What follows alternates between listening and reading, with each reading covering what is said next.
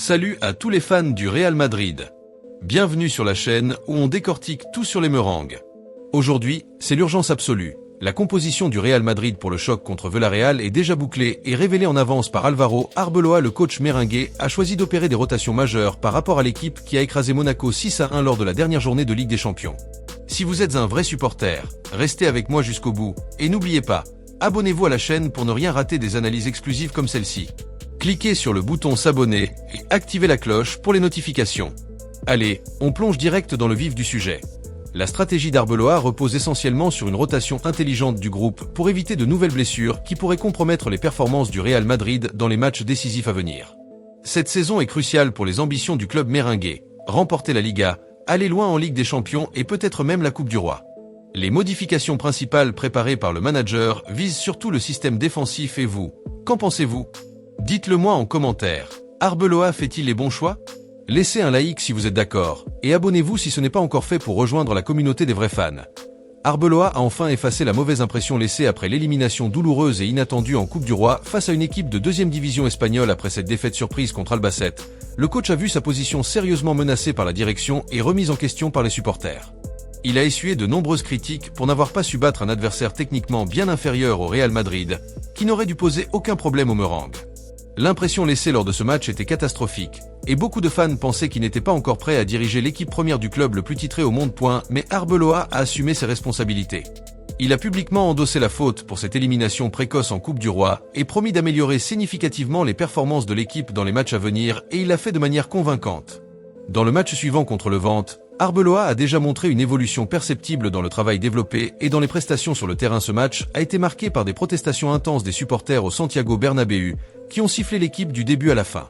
En première mi-temps, l'équipe dirigée par Arbeloa n'a pas bien joué et n'a pas présenté un football convaincant, ce que beaucoup d'experts et de commentateurs ont lié directement au manque de soutien des tribunes. Cependant, en seconde période, l'équipe est revenue plus forte après la pause, s'est imposée confortablement et s'est rapprochée de Barcelone dans la course acharnée pour le titre de Liga. Puis, contre Monaco, est venue la preuve concrète et définitive qu'Arbeloa parvient à implanter sa philosophie de jeu chez les meringues de manière efficace. Le coach a progressivement regagné la confiance des supporters en voyant le Real Madrid livrer une excellente performance collective et s'imposer largement 6-1. On note déjà un changement clair et significatif dans le comportement de l'équipe sur le terrain et dans la posture des joueurs. L'équipe se montre plus compacte tactiquement, plus organisée défensivement et beaucoup plus intense offensivement, en pressant la distribution du ballon adverse. Arbeloa commence à prouver par les résultats qu'il peut être l'entraîneur du Real Madrid non seulement jusqu'à la fin de la saison actuelle, mais pour de nombreuses années à venir. Et vous, les amis, croyez-vous en lui ? Partagez votre avis en commentaire, et si cette analyse vous plaît, abonnez-vous tout de suite pour plus de contenu comme ça. Laissez un like pour soutenir la chaîne et aider l'algorithme YouTube à la propulser. Maintenant, pour le match contre Valladolid en championnat d'Espagne, Arbeloa devrait maintenir la même idée tactique qui porte ses fruits, mais avec des changements spécifiques de joueurs dans la formation titulaire. Le coach sait parfaitement que mercredi prochain, il affrontera la dernière et décisive journée de la phase de groupe de la Ligue des Champions et qu'il aura besoin de tous ses principaux athlètes disponibles et en conditions physiques idéales. Battre Valladolid est extrêmement important pour rester en vie dans la course au titre de Liga et ne pas perdre de points face aux concurrents directs. Mais la nécessité de vaincre Benfica en Ligue des Champions est encore plus grande pour éviter les playoffs compliqués qui se joueraient en février. Arbeloa veut qualifier l'équipe directement pour les 8e de finale de la principale compétition européenne, garantissant ainsi plus de temps précieux pour entraîner et préparer adéquatement l'équipe pour la phase finale décisive de la saison. Il devrait changer principalement le système défensif, non seulement pour des questions stratégiques et tactiques, mais aussi par pure nécessité de préservation physique des athlètes.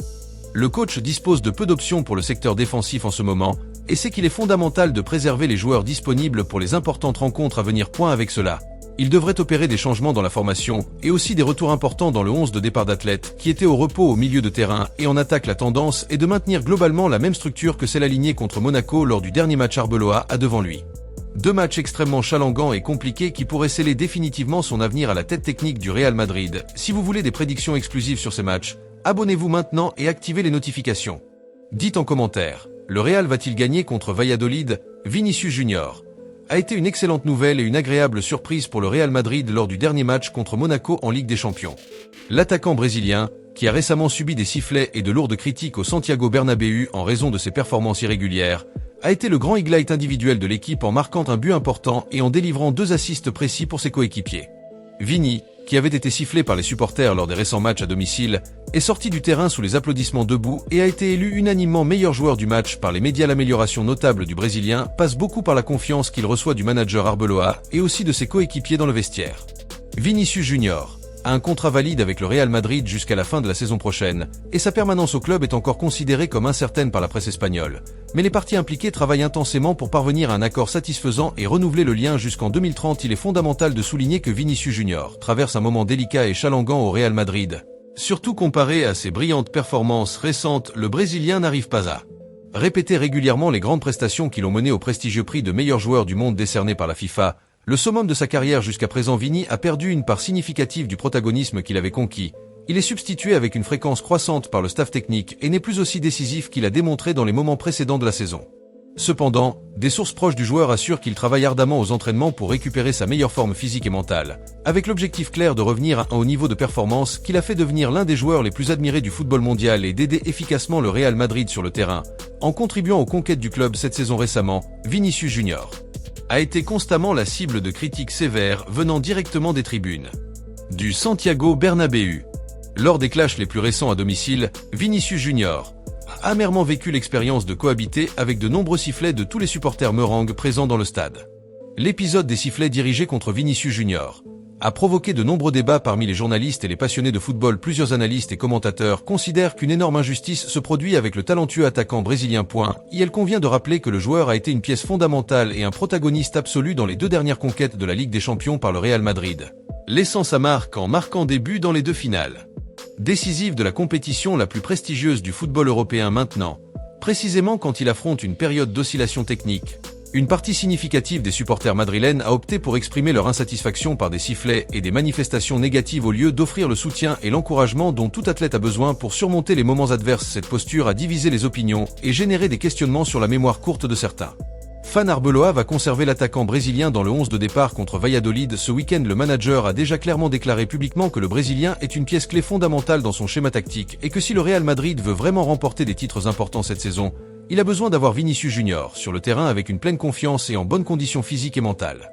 Dans cet esprit, Arbeloa prépare des changements importants et stratégiques dans l'équipe pour chercher la victoire à l'extérieur et se consolider une fois pour toutes comme l'entraîneur définitif du Real Madrid. Malgré les victoires consécutives récentes et l'excellente performance présentée contre Monaco lors du dernier match, Arbeloa n'est toujours pas unanime parmi les supporters merengues et des doutes légitimes persistent sur la manière dont il gérera efficacement l'équipe dans des moments plus compliqués et sous pression tout au long de la saison. Si vous voulez en débattre, laissez un commentaire ci-dessous. Et abonnez-vous pour des mises à jour quotidiennes sur le Real. Donc, la composition du Real Madrid pour le match contre Villarreal aura Courtois comme gardien titulaire, Asensio et Rudiger en défense, Valverde et Carvajal au poste d'arrière, Camavinga, Bellingham et Tchouaméni au milieu, Brahim, Vini Junior et Mbappé en attaque. Votre commentaire est très important pour le Real Madrid. Dites-nous en commentaire si vous pensez que Álvaro Arbeloa fait déjà un bon travail en tant qu'entraîneur du Real Madrid et devrait donc rester au club pour de nombreuses années. Et n'oubliez pas d'abonner à la chaîne, de laisser un like et d'activer la cloche à la Madrid.